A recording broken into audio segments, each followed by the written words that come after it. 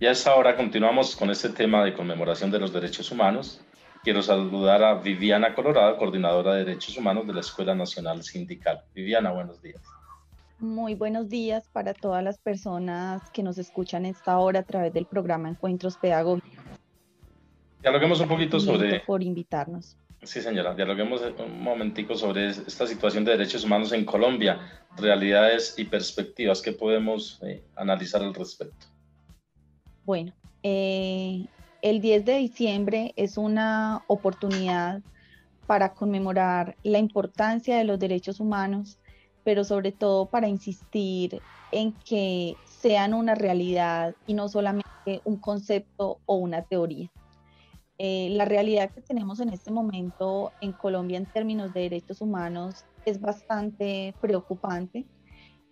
Recientemente, alrededor de 500 organizaciones sociales y defensoras de derechos humanos de distintas regiones del país se unieron para publicar el informe de balance del último año de gobierno de Iván Duque en materia de derechos humanos, y algunas de las principales conclusiones que salieron de este informe es justamente graves y sistemáticas violaciones a los derechos humanos cometidas contra distintas poblaciones, la reactivación de la guerra, el autoritarismo, la vulneración de libertades y garantías democráticas.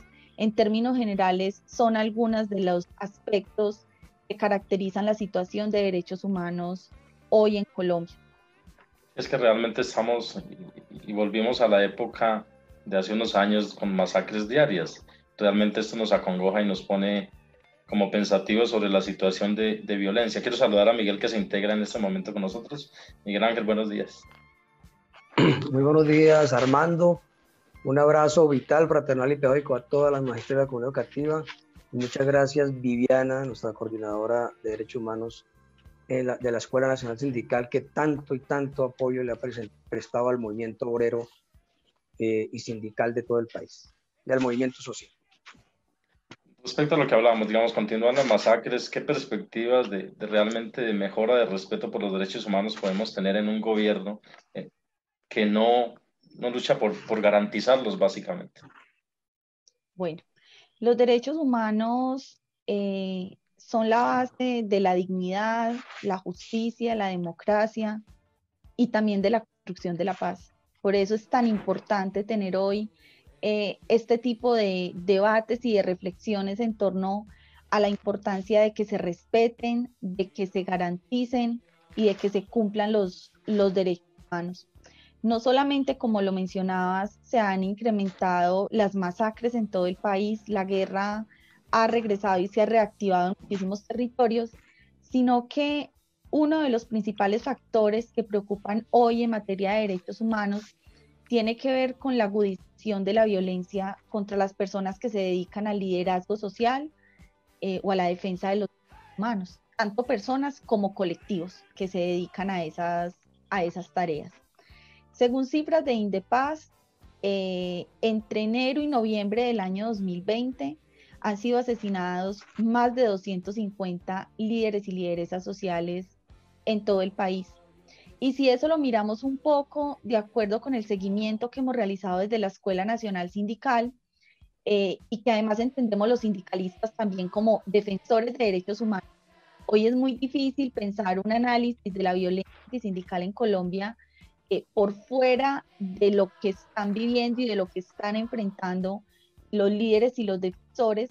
De acuerdo al seguimiento realizado por la escuela, durante el año 2020 hemos documentado 130 violaciones a la vida, la libertad y la integridad cometidas contra sindicalistas en todo el país, de las cuales 18 han sido asesinatos, ¿cierto?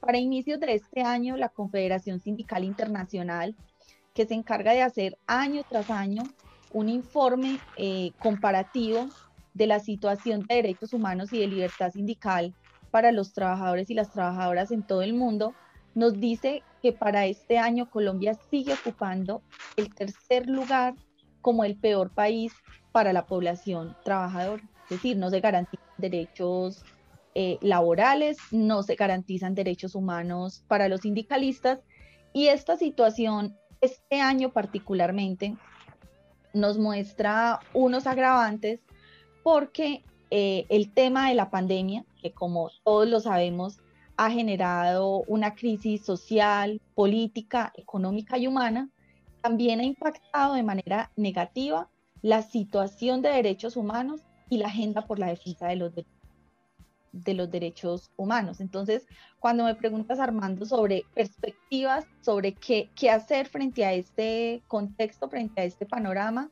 encontramos algunos retos y desafíos. En primer lugar, tenemos el desafío de fortalecer las acciones pedagógicas y formativas por la defensa de los derechos humanos. Por ahí las abuelas nos decían que cuando las cosas se ponen tenaces, tienen que salir los tenaces a hacer las cosas. Entonces, es un momento para llamar a la unidad, es un momento para llamar a la reflexión, a la formación. Es muy importante que el movimiento sindical se pueda articular con otros movimientos sociales, con otras organizaciones sociales y defensoras de derechos humanos para hacer frente común frente a estas situaciones sistemáticas de injusticia y de vulneración a los derechos que se viven en el país. También es muy importante impulsar planes de acción desde las organizaciones sindicales que conciban la defensa de los derechos humanos desde una perspectiva, desde un enfoque integral. Y concebirlo desde un enfoque integral es entender que cuando defendemos derechos humanos, también estamos defendiendo la justicia social, la democracia y desde luego la construcción de paz. Entonces, hay que volver a esas iniciativas del movimiento sindical de fortalecer la agenda laboral y sindical por la construcción de la paz, por la defensa de los derechos humanos y de la democracia, como unas de las acciones colectivas que se pueden realizar en esta coyuntura que vivimos. Gracias, Viviana. Miguel, no sé si quiere acompañarnos con un comentario como para cerrar esta parte, porque ya estamos sobre tiempo. En radio el tiempo vuela, Miguel. Simplemente, pues, agradecer el análisis de Viviana y una invitación, o por lo menos solicitarle una reflexión sobre lo que ha sido precisamente el ataque sistemático contra el magisterio, la FECODE y la educación pública, la apreciación que tiene, la caracterización que tiene la Escuela Nacional Sindical sobre este asunto. Claro que sí. Este ejercicio de necropolítica, obviamente, del régimen. Claro que sí. De acuerdo a las investigaciones realizadas por la escuela, FECODE ha sido la organización sindical en todo el país más afectada por la violencia antisindical. De 15.000 casos que hemos registrado desde el año 1973 hasta ahora, FECODE reúne más de 6.000 casos, ¿cierto? Eso nos da más o menos un panorama desde las cifras. Pero como esto no es un tema que se queda solo en números, sino que trasciende a daños e impactos colectivos en las organizaciones sindicales, encontramos que justamente FECODE ha sido objeto de una campaña de desprestigio, de estigmatización, persecución y exterminio durante más de 3 décadas, ¿cierto? Eso se ha profundizado en el último año. Para nadie es un secreto los señalamientos que desde el partido de gobierno, Centro Democrático, se han hecho contra la Federación Colombiana y es supremamente grave. Es gravísimo, porque estos señalamientos que se hacen generan un ambiente favorable para que se cometan hechos de violencia. Y no solamente para que se cometan, sino para que se terminen justificando y legitimando las agresiones contra las personas, contra los docentes que integran la Federación Colombiana de Educadores.